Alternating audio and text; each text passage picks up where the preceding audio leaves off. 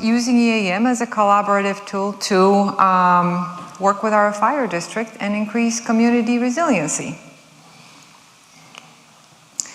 So the outline of today's presentation will talk about Greenville Water, hydrants, my favorite topic, fire flow testing 101, and other collaboration we have with fire districts. So about us, we are Greenville Water. Our office is literally 10-minute walk from here, up on West Broad Street. We are the largest water utility in South Carolina.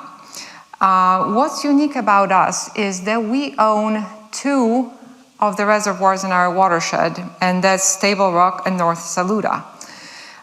We have 2 water treatment plants, Stovall and Atkins. We have over 3,000 miles of pipe, which is from here to California. And we have 344,000 assets, over 14,000 of them are hydrants. And we serve around 188,000 customers. And we also work with 30 fire districts. You've been to our lovely city. You know it's not a big city. However, we do have a very large catchment for our water distribution. About me, many of you may know me from my previous life. I spent about 17 years as an EAM consultant before I joined Greenville Water 2 years ago as an asset management program manager. Some people also know me as the crazy cat lady with a passion for hydrants. And the stray cat situation, Greenville being a warm place, when we moved here about 6 years ago, we found there is a large stray cat populations, and we started doing trap neuter release, and that's how I ended up with 16 cats living on my property. So let's talk hydrants. So one of the things I did not expect when I started working for the public utility for the first time after spending most of my career in a private sector is developing a side passion for hydrants. And the one thing you'll probably be changed from this presentation when you walk out of here is you will never look at the hydrant the same way ever again. So the thing about hydrants is that ever since I started working at Greenville Water, I see them everywhere. So what you see in those pictures, this is a hydrant from Toronto, from a WWA conference. It caught my attention because it looks quite a bit different. Then we have a meter device on one of the Greenville hydrants, and we also have a logger on another hydrant. So think about it. What is small, yellow, red, everywhere, and you kind of take it for granted? You guessed it. I mean, it's a hydrant. And think about where you live. Do you actually know where your nearest hydrant is? Think of your house. Do you know your nearest hydrant? And you should, because how quickly your fire puts out largely depends on the proximity of this hydrant to your house, and applies to everything. And that's exactly why I cannot unsee them. You went on a scavenger hunt yesterday, some of you. You probably passed dozens of hydrants and didn't even see them.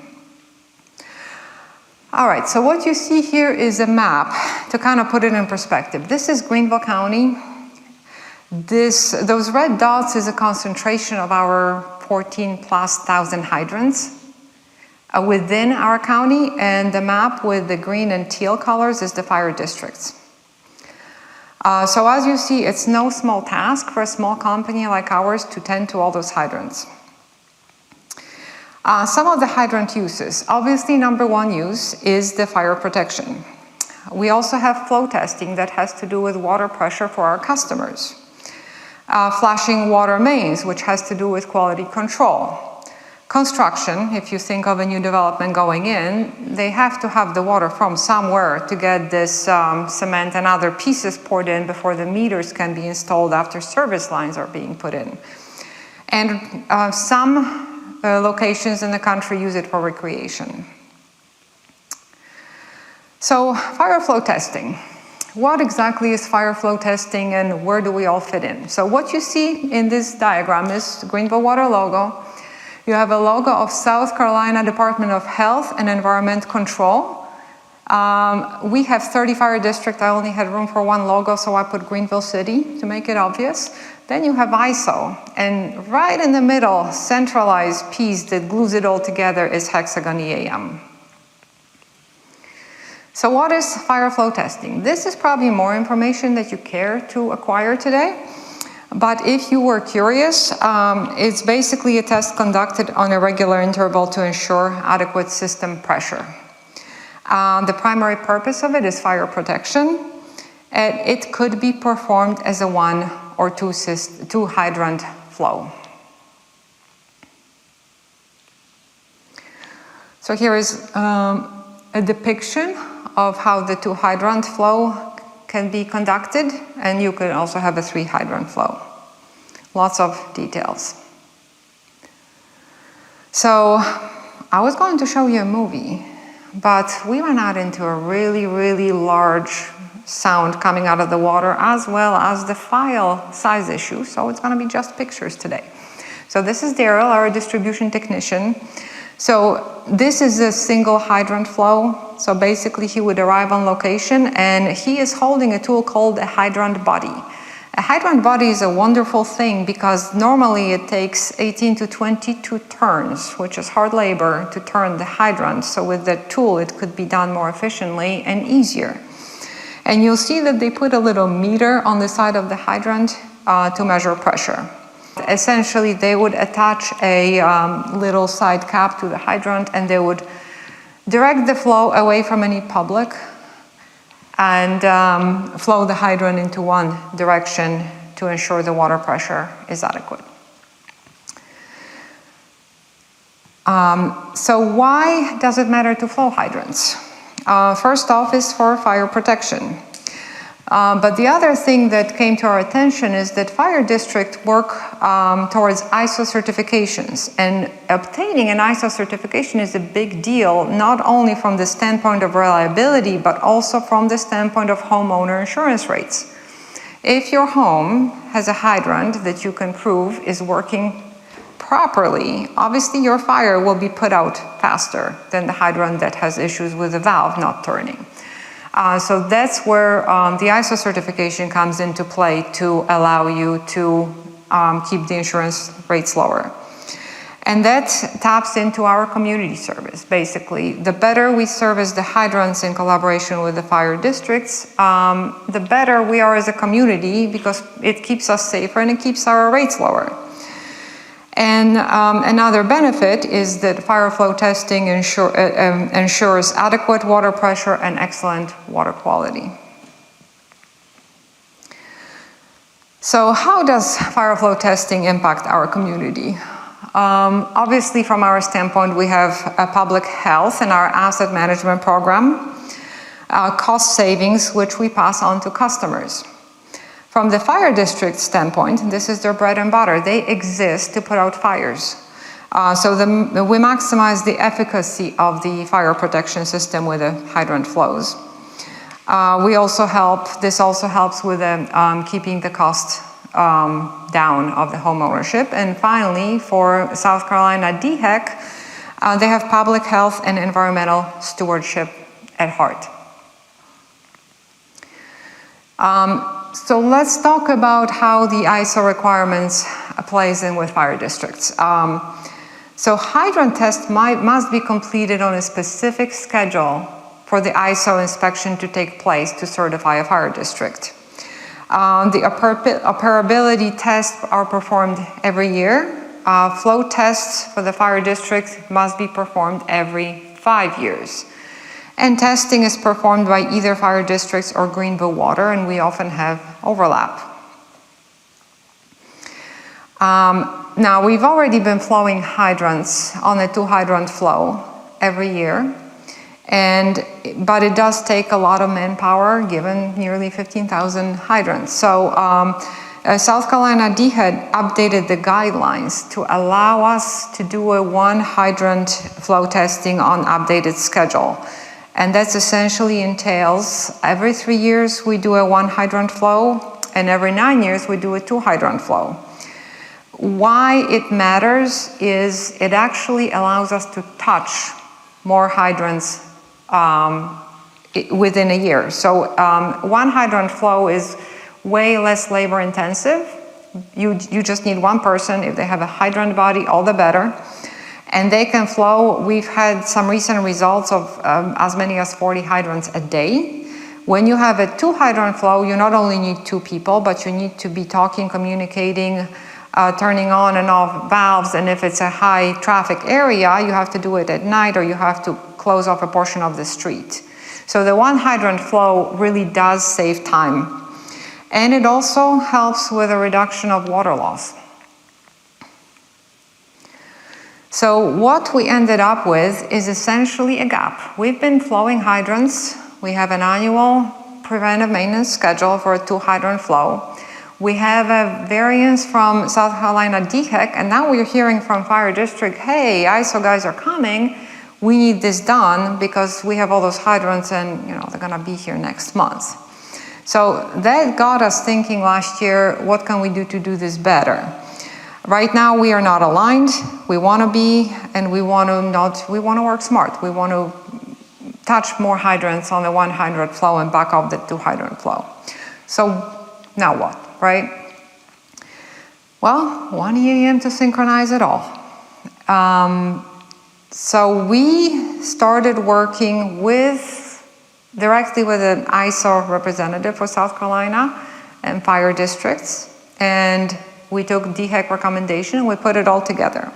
So essentially we overhauled our entire PM program the way we had it, and we synchronized the timing and switched to a 1 hydrant flow where applicable.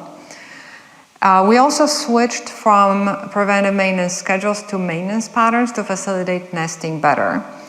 And we also are using Cognos to provide those reports to the fire districts. So what our maintenance patterns looks like, you essentially have an AAAB pattern. So we started with Berea Fire District this year, so basically every 3 years, and in 2033 we're gonna do a two hydrant flow. And this is a pretty dynamic schedule because we are collaborating and hearing. There's only 1 ISO representative for the entire state. So they pretty much do 1 fire district at a time. So we're not preloading at all. We are on the 2nd fire district now, and as we hear about the schedule, we're loading those districts moving forward. And that's essentially the screenshot of the same thing, is just inside EAM with the maintenance pattern. So what we've done, we have 2 task plans. One is for the 3-year and one is for the 9-year. The only difference between those 2 task plans is the flow hydrant. The 3-year task plan does not require 2 hydrants, so it doesn't ask about the flow hydrant, and the 9-year flow does care about the other hydrant, which one did you use for the flow, so the checklist includes that. And we also have, so this is an example of a checklist. So essentially we're asking, it's not just the flow, we're also taking the assessment of the hydrant. And not only recording various pressures, but we're asking, is there anything on this hydrant that will require a follow-up corrective maintenance? And our corrective work on hydrants, and we'll get to it momentarily, essentially what would happen if there was anything wrong found on this hydrant, it's going to result in a follow-up corrective work. And that follow-up corrective work, if it results in replacement, it also will touch our GIS system to replace that hydrant. So that's how it all fits together. And fire flow Cognos report. So this is an example. This is a very simple report, just an Excel output, but essentially it has all the, this is by fire district, tells the fire districts and ISO which hydrant was touched and what the stats were for it, all the pressure that they recorded during the flow. And this is something that now we can share ad hoc. We can also import into our GIS system. So our maintenance patterns and preventive maintenance schedules for hydrants is not the only thing we're doing with our fire districts. So the other thing we actually piloted in the fall of last year is getting them into our system to submit requests. So basically we leverage the requester license and problem codes to have them submit hydrant maintenance requests. And those could be reporting a missing hydrant, paint supplies from our warehouse. They could be saying the hydrant needs to be replaced, it's broken, or they may be requesting one of those reports or a shapefile for their GIS. The challenge with onboarding fire districts into EAM is primarily around technology. As you know, we live in a pretty dangerous, from the cybersecurity standpoint, world. So we are now pretty buckled up with our security with multi-factor authentication. Fire districts are often volunteer fire districts. They may be small. They do not have beefed up IT departments. They may operate on Gmail, Hotmail accounts. They don't all have GIS. They cannot always import shape files. So we started with a pilot because we're not able to get them all, those hydrant IDs that you may have seen in the previous slide, the unique identifiers that would tell us where hydrant is. They may not have access to the map to know where the hydrant is, and that's something we are working to expand on and resolve. In the meantime, the fire districts that are not on our system, they email us with requests, which obviously is a bit noisy and messy. The ones that are on our system can put it directly in EAM, and the great thing is you can approve this work request and send it on its way. They get an email notification where the request was entered.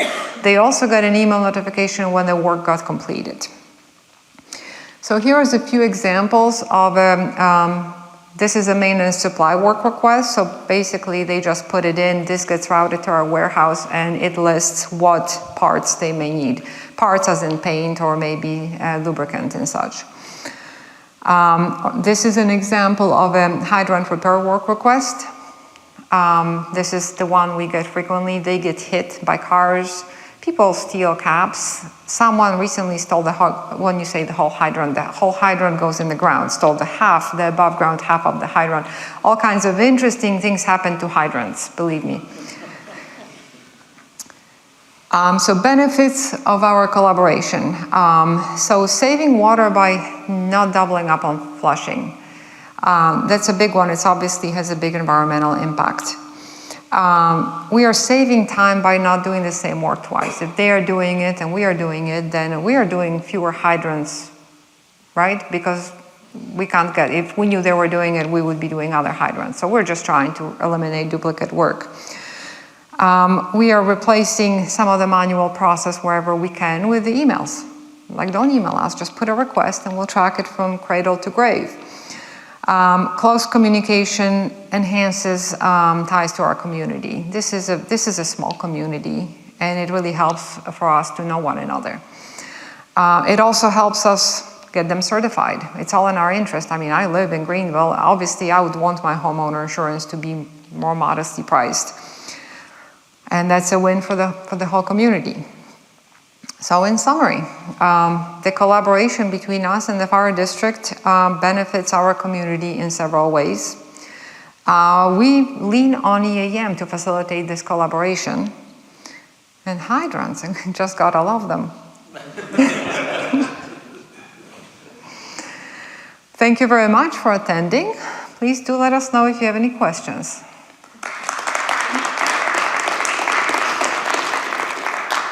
Let me see. Oh, it does work.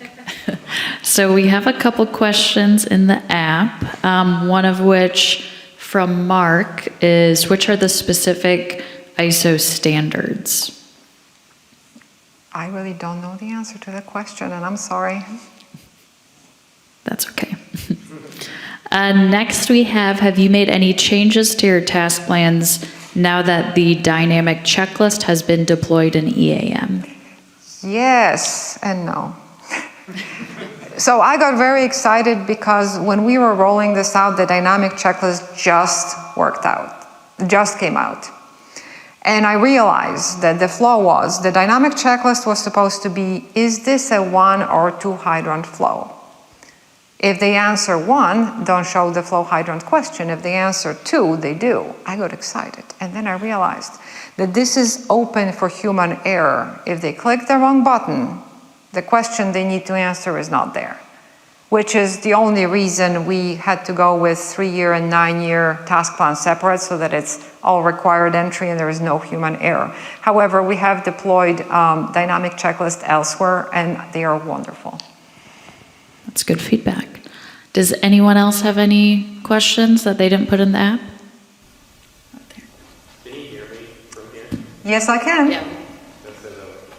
Did you level load that? Because you went 0, 3, 6, 9, but it seems like year 9 you're going to be overwhelmed because you have so much extra work.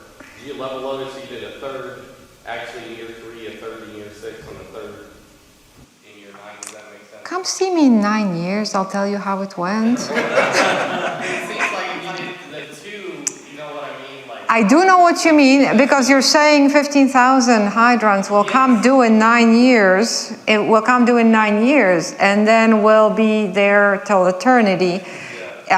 Because we are early in the process, we are still evaluating, but that's a great feedback, and I will bring it to our... No, I can tell you, it takes them a while to do it. So as it turns out, the next one won't get loaded in until next year, so they're gonna naturally spread themselves out. okay, so I was just thinking, yeah, you'd be like, oh yeah, we can handle this, and then all of a sudden that 9th year, you'd be like, oh my God. Yeah, Well- they can't get to that many, so it'll kind of gradually feed in. And even Aneta and I had to draw up on the board to figure out that we really need the fence posting, like the 0, 3, 6, 9, to get to 9, you really need 4 patterns, 4 things. And this is Jane Arrington, my boss, who's the Director of Operational Technology at Greenville Water, so she knows. I had worked with the ISO people, so whatever that question was too, it's just that you have to touch every hydrant once a year, but that can include us or the fire districts, and flow test every 5 years. So that is what the ISO cert is what you had up there.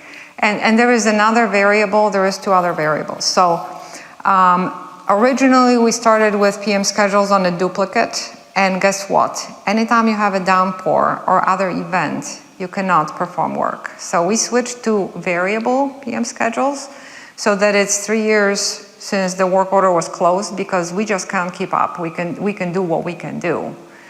And the other one is, because hydrant gets replaced mid-cycle, anytime you put a new hydrant in, it's going to get exercised at that time, and that counts. So basically, that hydrant will get inserted with its neighbor's schedule. We go by map grid within the fire district, and it's going to get inserted into the PM along its neighbor. We're still figuring out the details how we can automate this, because right now we haven't gotten there. But that's a great point. And honestly, the other thing that does save us is there's only one ISO cert guy, so he can't get around to every district, and it's not even Greenville. We've got 30, but that's the whole state he has to cover. He's so far behind. Poor guy. Do we have any other questions? Okay, well, thank you, Aneta. That was a right. great presentation. Thank you.